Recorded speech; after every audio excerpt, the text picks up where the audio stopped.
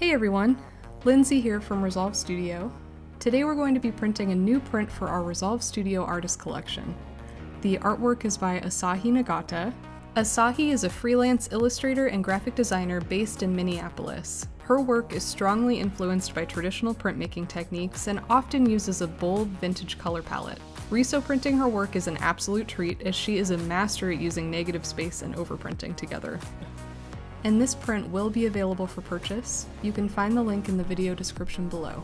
So now I'm going to quickly go through the file setup that we used to get this print ready. This is the file that Asahi sent us. It's a Photoshop file. All of her color information is in layers, so there's one layer with the teal, and there's one layer with the orange. What we need to go to print is a channel separated file instead. Because all of her artwork information is condensed to just these two layers, bringing it over into channels is no problem. So I will go into channels, click the drop-down menu, select New Spot Channel, and I'm going to find orange first. So I'll start typing in orange. Pantone Orange 021U is our equivalent for orange. So I'll rename it to orange, hit OK, and then I'll do the same New Spot Channel for teal. Teal is 321U. Type in teal.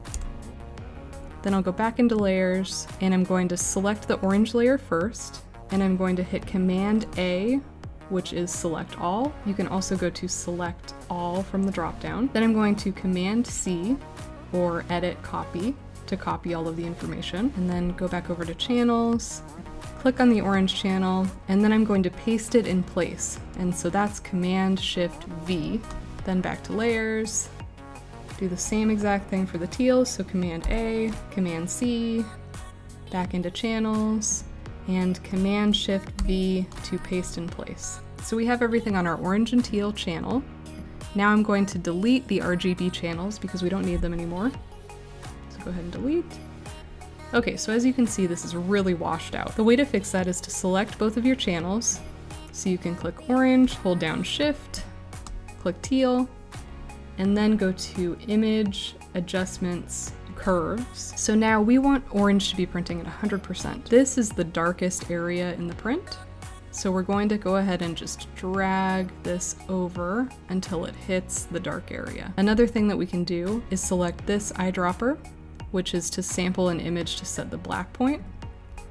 And we're going to select the darkest area of the print, which is here, and it automatically drags it over to that point. So we're going to do the same thing with teal. Just drag it over to this dark point.